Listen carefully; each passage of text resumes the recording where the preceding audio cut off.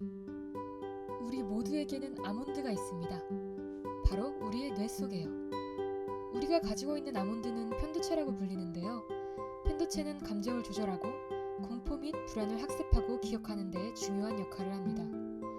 만약 우리가 이 아몬드를 가지고 있지 않았다면 우리는 공포나 불안을 느끼기 어려웠을 겁니다.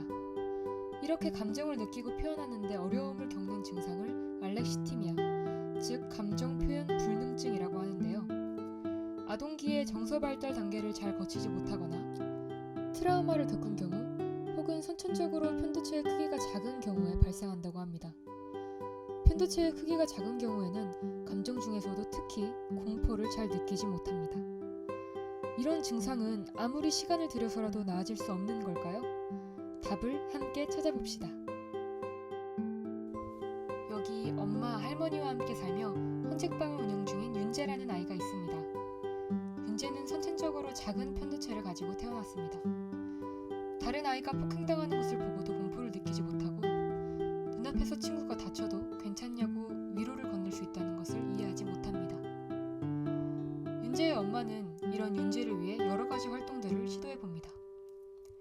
색종이에 여러 개의 문장을 쓴 다음 커다란 전지에 일일이 붙이거나 엄마가 상황을 제시하면 자신이 감정을 맞히는 게임을 하며 윤재는 그럭저럭 학교 생활에 적응하게 됩니다. 그리고 크리스마스 이브, 윤재의 생일날 비극적인 사건은 일어나게 됩니다. 불행한 삶을 산다고 생각한 한 남자가 여러 명의 사람들을 망치로 폭행한 것이죠. 이 사건으로 윤재의 엄마가 깨어나지 못하고 할머니가 돌아가시게 됩니다. 그 상황에서 윤재가 한 생각은 할머니는 왜 나에게 문을 열어주지 않았을까? 왜 나한테 가라고 외쳤을까? 따위였습니다. 슬픔, 외로움, 막막함은 느껴지지 않았죠. 윤재는 쉼터나 보호소 대신 책방에 남는 것을 택했습니다. 그리고 윗집에서 빵집을 운영하는 심 박사를 만나게 됩니다. 그는 자신이 엄마와 친한 사이라고 말하며 윤재를 도와주겠다고 이야기합니다. 그 제안을 승낙하며 윤재는 고등학교에 들어가게 됩니다. 자신을 돕는 엄마와 할머니가 더 이상 곁에 없자 윤재의 학교 생활은 날이 갈수록 꼬이게 되죠. 친구들이 크리스마스 이브 일에 대해 나쁜 말을 퍼부어도 윤재는 반응하지 않았습니다. 그러던 어느 날 윤 박사란 사람이 헌책방에 찾아오게 됩니다. 그는 윤재에게 자신의 아픈 아내에게 같이 가 아들인 것처럼 행동해줄 것을 부탁합니다. 윤재는 윤 박사의 부탁을 들어주어 윤 박사의 아내에게 정해진 말을 전하고 장례식까지 오게 됩니다. 그리고 그곳에서 한 아이를 발견합니다.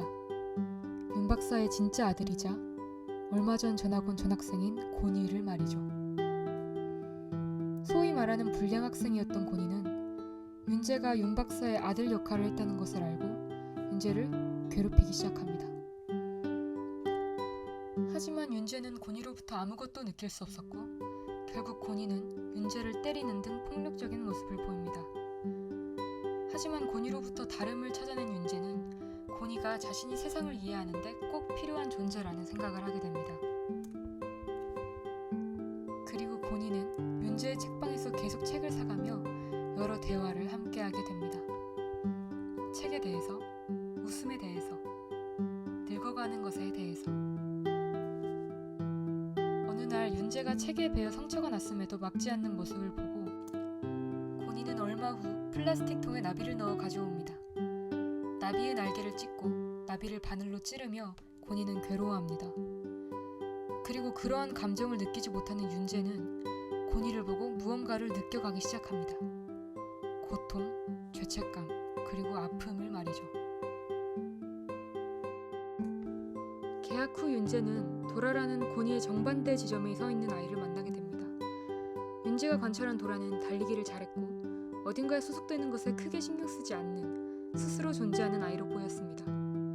도라와 책방, 도라가 달리는 이유, 부모님의 반대에 대해 이야기한 후 도라가 책방에 찾아오면서 둘은 친해지게 됩니다.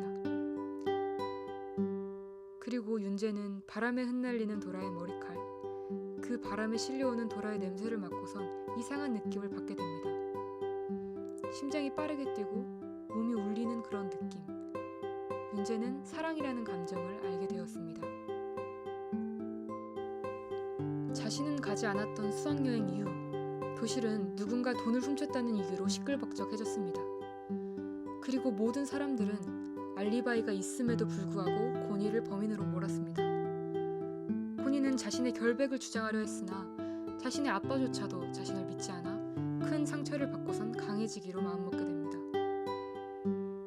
그 이후로 고니는 사라졌고 윤재는 고니를 찾기 위해 이곳저곳 돌아다니며 고니가 자신이 동경해왔던 소년원 선배인 철사 형한테 갔다는 것을 알게 됩니다.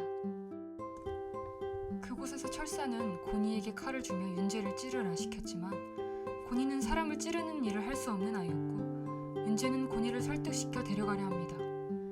그러자 철사가 친구를 위해 어디까지 할 수 있냐며 윤재를 공격했고 그렇게 윤재는 깨닫게 됩니다. 할머니가 크리스마스 이브날에 자신에게 가라고 외친 이유를, 자신 대신 죽어가며 어쩌면 다행이라고 느꼈을 할머니의 감정을 말이죠. 그렇게 윤재와 윤재의 아몬드는 성장하게 됩니다. 아몬드는 감정을 느끼지 못하는 소년 윤재가 세상에 걸음을 내딛는 이야기입니다. 할머니의 죽음에서 오는 아픔조차 이해하지 못하던 윤재가 마지막에 자신을 지키려던 할머니의 감정을 이해하는 모습을 보면 정말 가슴이 벅차오릅니다. 윤재의 엄마는 윤재가 평범한 사람처럼 지낼 수 있도록 교육시켰는데요. 상황에 따른 답을 정해주는 일이 바로 엄마의 교육이었습니다. 하지만 이런 교육은 윤재를 변화시키지 못했고 진정으로 윤재에게 변화를 선물해준 사람은 바로 서로를 있는 그대로 바라봐주는 윤재의 친구들이었습니다. 저는 겉모습만으로 고니를 판단하고 범인으로 낙인 찍는 모습에서 남을 쉽게 판단하고 단정짓는 우리의 모습을 발견하기도 했습니다. 사실 고니는 아주 여리고 친구를 위하며 따뜻한 미소를 짓는 아이였는데 말이죠. 윤재에게 공감하지 못하는 사람들, 그리고 그 사람들에게 공감하지 못하는 윤재. 어쩌면 변해야 하는 것은 윤재만이 아닌 사람들, 즉 우리 모두가 아니었을까요?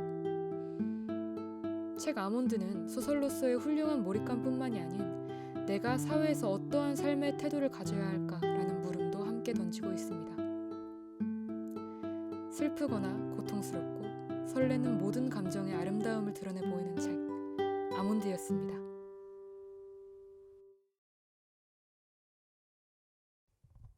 내가 누워있는 동안 거짓말처럼 엄마가 깨어났다.